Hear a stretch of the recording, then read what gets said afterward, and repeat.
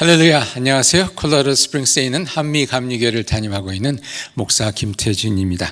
오늘 또 기쁨의 언덕 말씀을 통해서 함께 은혜를 나누게 됨을 또 기쁘게 생각합니다. 9월 24일 수요일 저에게 주신 하나님 말씀은 고린도후서 7장 2절에서 11절까지의 말씀 되겠습니다. 오늘 제가 새 번역으로 봉독해 드립니다. 여러분은 마음을 넓혀서 우리를 받아주십시오. 우리는 아무에게도 부당한 일을 한 적이 없고 아무도 망친 적이 없고 아무도 속여서 빼앗은 일이 없습니다. 여러분을 책망하려고 내가 이런 말을 하는 것이 아닙니다. 내가 전에도 말하였거니와 여러분은 우리 마음속에 자리 잡고 있어서 죽어도 같이 죽고 살아도 같이 살 것입니다. 나는 여러분에게 큰 신뢰를 두고 있으며 여러분을 매우 자랑스럽게 생각합니다. 우리의 온갖 환난 가운데서도 나에게는 위로가 가득하고 기쁨이 넘칩니다. 우리가 마게도니아에 이르렀을 때에도 우리의 육체는 조금도 쉬지 못하였습니다. 우리는 여러 가지로 환난을 겪었습니다. 밖으로는 싸움이 있었고 안으로는 두려움이 있었습니다.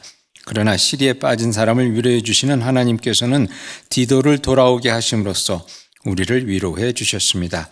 그가 돌아온 것으로만이 아니라 그가 여러분에게서 받은 위로로 우리는 위로를 받았습니다.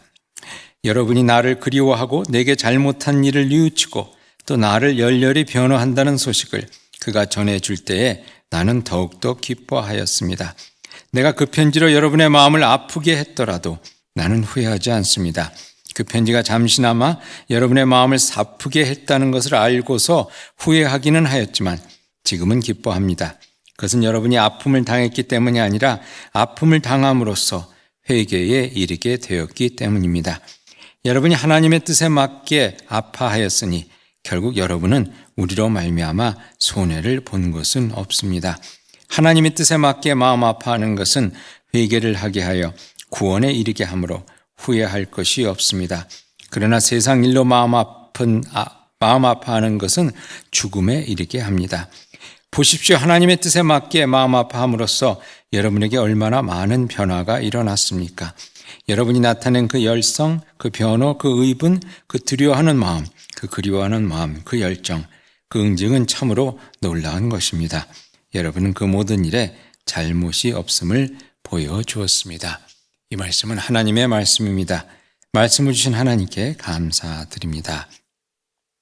오늘 고린도 교회 교인들에게 사도 바울이 편지를 하면서 마음을 넓혀서 우리를 받아들이라는 그런 권면을 합니다. 마음을 넓혀서 우리를 받아들이라는 거죠. 먼저 저희들이 한번 살펴볼 것은 이 고린도 교회 교인들과 이 사도 바울 간의 관계가 참 그렇게 쉽지는 않았던 것을 저희들이 이렇게 보게 되는 것 같습니다. 고린도 교회 교인들이 고린도 교회를 사도 바울이 세웠는데요. 어떻게 보면 이제 창립 목사인 거죠. 근데 그 바울을 그 중에서 고린도 교회 교인들 중에서 좀 우습게 여긴 사람들이 있었던 것 같습니다. 고린도전서 9장 2절에 보니까 이런 구절이 나오네요. 다른 사람들에게는 내가 사도가 아닐지 몰라도 여러분에게는 사도입니다. 여러분은 주님 안에서 나의 사도직을 보증하는 표입니다. 라고 이렇게 나와 있습니다. 자기가 사도라는 것을 그 사도 바울이 사도라는 것을 부인하는 사람들이 있었던 것을 저희들이 여기서 엿보게 됩니다. 그러면서 고린도전서 또 저희 고린도전서 잠깐 보겠는데 4장 8절과 9절에 보니까 이렇게 이야기합니다. 새 번역으로 제가 읽어드립니다. 여러분은 벌써 배가 불렀습니다. 벌써 부자가 되었습니다. 우리를 제쳐놓고 왕이나 된 듯이 행세하였습니다. 여러분이 진정 왕처럼 되었으면 좋겠습니다. 그러면서 4장 9절에 내가 생각하기에 하나님께서는 사도들인 우리를 마치 사형수처럼 세상에 가장 보잘것없는 사람들로 내놓으셨습니다. 라고 이렇게 얘기합니다. 즉 고린도 교회 사람들 중에 좀 교만한 사람들이 있어서 이 사도 바울 같은 그 사도들을 우습게 여기는 그러한 일이 아마 또 있었던 것 같습니다. 그래서 여기서 사도 바울이 사실 얘기하는 게 좀 sarcastic하게 얘기하는 거죠. 여러분이 그렇게 진짜 왕처럼 그러는데 왕이라도 됐으면 진짜 좋겠습니다. 뭐 이런 얘기를 하는 것입니다. 반면 우리들은 완전히 그 세상에서 버려진 그런 보잘것없는 인간들처럼 그렇게 여겨지게끔 그래서 고린도 교회 교인들이 그렇게 대했다는 이야기입니다. 사도 바울의 입장에서 보면 참 믿겨지지 않고 또 억울하고 속상하고 또 어떻게 보면 화도 나는 그런 일이었겠죠. 근데 거기에 보면 또 고린도 교회가 사실 이렇게 들여다보면 뭐 이렇게 잘난 교회가 아니었습니다. 굉장히 문제가 많은 교회였죠. 고린도 전서를 이렇게 살펴보게 되면 고린도 교회 안에 참으로 이게 교회야? 라는 생각이 들 정도의 그런 문제가 많은 교회였습니다. 분쟁이 있었죠. 나는 뭐 개바파다, 나는 바울파다, 뭐 이렇게 해서 뭐 갈라져서 싸움이 많았습니다. 그리고 성적으로 문란함이 있었습니다. 아버지의 아내와 동참하는 그런 사람이 교인이었어요.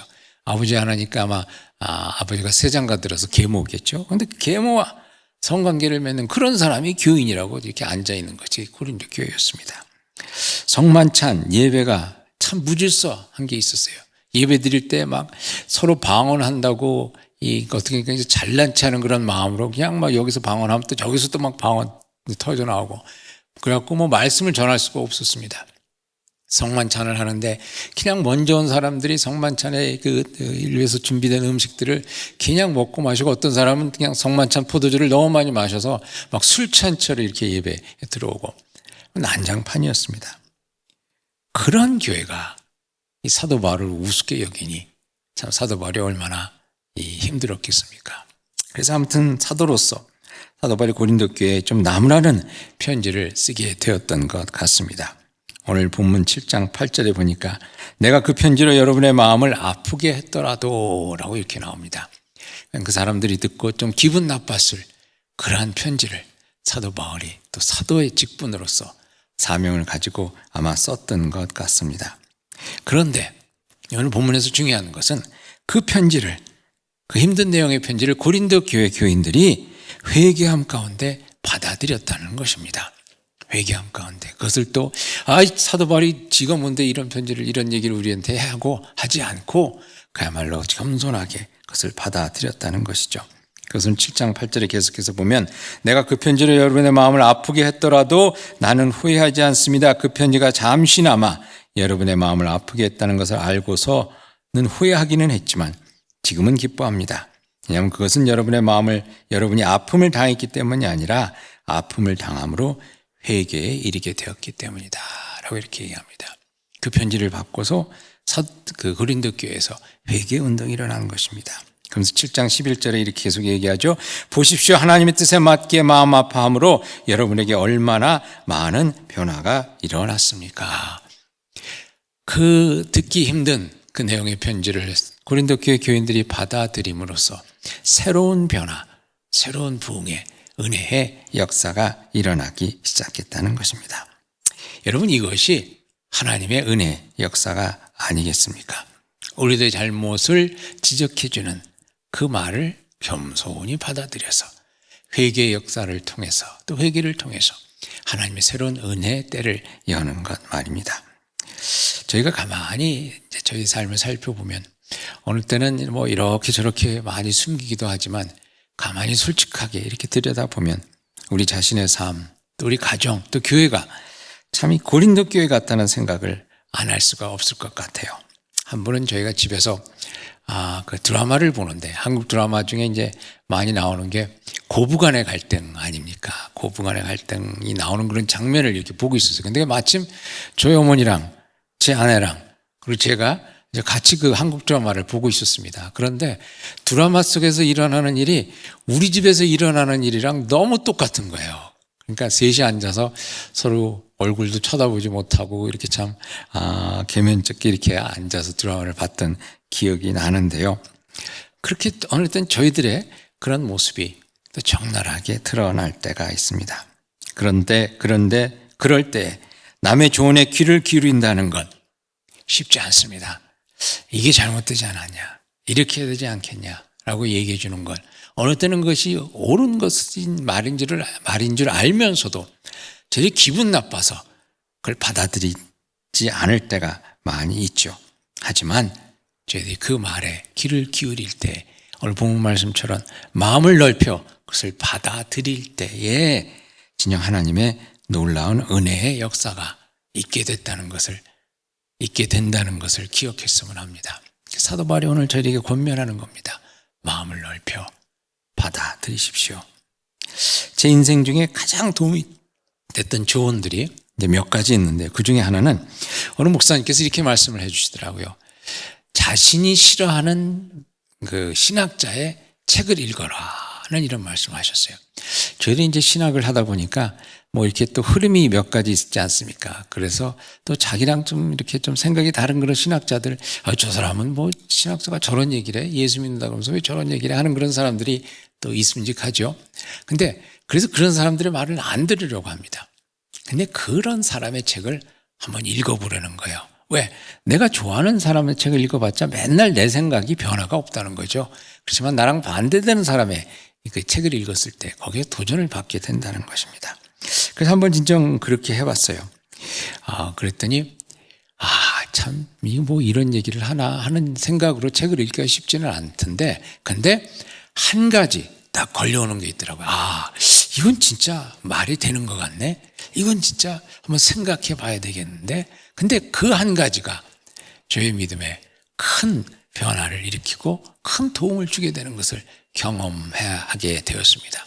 그러면서 내가 진정 반대하는 사람, 싫어하는 사람들의 책을 또 기회가 되는 대로 이렇게 한 번씩 읽어보려 하는데, 이게 참 중요하다는 그런 생각을 해봅니다. 그리고 한 번은 조언이라기보다도 제가 이렇게 목회자로서의 사명을 다시 한번 새겨보게 하는 그런 말이 하나 있는데요. 근데 그 말을 누가 했냐면, 어느 교인이 이제 왔는데 딱 보니까 벌써 이분은 그냥 이 교회 조금 저 교회 조금 이렇게 왔다 갔다 하는 그런 교인이구나. 여기 가서 또 그냥 불평하고 저기 가서 불평하고. 근데 이제 진짜 그런 분이시더라고요. 근데 저희 교회도 뭐 한두 달 다니다가 그냥 불평만 쏟아놓고 그러고 가셨어요. 근데 그 불평이 어떤 거였냐면, 따라하면서 이렇게 말씀하시더라고요. 목사님, 일주일 내내 힘들게 일하다가 위로받으러 교회에 왔는데 설교 말씀에 은혜 못 받고 돌아갈 때 그 마음이 어떤지 아세요? 이러더라고요. 설교가 은혜가 안 됐다는 얘기겠죠.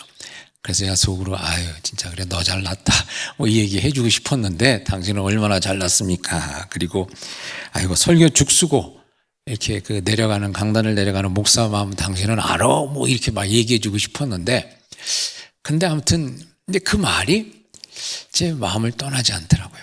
일주일 내내 힘들게 일하다가 교회 왔는데 말씀에 은혜 받지 못하고 돌아갈 때 그 허무함, 그걸 아십니까? 그 말이 저에겐 참 어떻게 보면 뭐 가시 같은 얘기지만 목사로서 이 목회를 잘해야 되겠구나, 열심을 다해서 말씀을 준비해야 되겠구나 하는 그런 큰 도전이 되었습니다. 여러분, 마음을 넓혀서 받아들이실 수 있기를 바랍니다.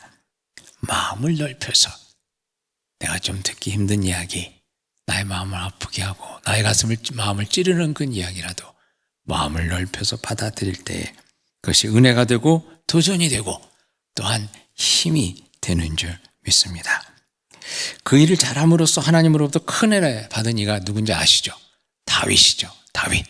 제가 죄를 지었을 때 나단 선지자가 와서 저의 죄를 그야말로 꼭 집어서 얘기했을 때, 나단 네가 왕을 감히 능멸해 그러면서 선지자를 죽인 것이 아니라 그 말씀에 내가 죄인입니다 라고 회개하지 않았습니까? 오늘 말씀 중에 바울이 재미있는 말씀을 하나 하는데요. 9절에 보니까 이렇게 얘기합니다. 9절 마지막 부분에 보니까 그렇게 하면서 결국 여러분은 우리로 말미암아 손해를 본 것은 없습니다 라고 이야기합니다. 여러분, 남의 얘기 듣는 거, 충고 받아들이는 거, 조금 쪽팔리고 손해보고 내가 지는 것 같지만 결코 그렇지 않다는 것입니다. 손해보는 일이 아니라는 겁니다. 나에게 득이 되고 나에게 덕이 되는 그러한 일이라는 거죠. 마음을 넓혀서 우리의 이웃을 통해서, 교우를 통해서, 또 목회자를 통해서, 또 어느 때는 어린 아이를 통해서 또 들려주시는 그 하나님의 말씀에 귀를 기울이실 수 있기를 바랍니다. 그러므로 더욱더 풍성한 은혜 가운데 거하시길 예수님의 이름으로 축원드립니다. 기도하시겠습니다. 하늘에 나는 새와 들의 풀을 보면서 배우라고 하신 주님, 장터에서 노는 어린아이들의 웃음소리, 울음소리 가운데서도 하나님의 음성을 들을 수 있는 넓은 마음을 허락해 주시옵소서. 예수님의 이름으로 기도하옵나이다. 아멘. 마음을 넓히시길 축복합니다.